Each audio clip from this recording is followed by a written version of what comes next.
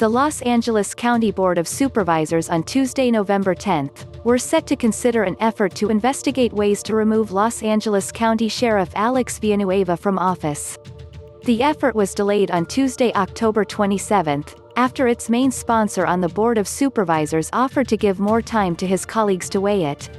But there were early glimpses at what could be a major debate over the sheriff's authority versus that of board to essentially impeach an elected department head. The unusual effort, led by outgoing Supervisor Mark Ridley Thomas and co-sponsor Supervisor Sheila Cole, would, if approved, direct county officials to look at ways of changing the county charter to remove or impeach Villanueva, while also exploring ways to change the way a sheriff is selected and seated in the most populous county in the United States. Ridley Thomas has won a seat on the LA City Council, according to semi-official election results, but it was clear at the board's last meeting that months of tension have led to supervisors considering removing Villanueva and scrutinizing whether a sheriff in L County should even be elected, something that L County voters have done since 1850.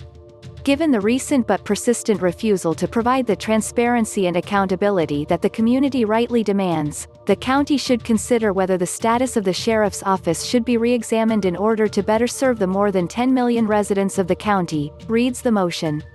On October 27, Board Chairwoman Supervisor Catherine Barger expressed concern about the prospect of a non-elected sheriff. "I still stand by my belief that the sheriff is elected," she said then. And in 2022, unless there's an effort to vacate that seat prior to that, that's where the voters have a right, and I think that it's important for us to recognize that policy. Under Article 11 of the California Constitution, the legislature shall provide for county powers, an elected county sheriff, an elected district attorney, an elected assessor, and an elected governing body in each county.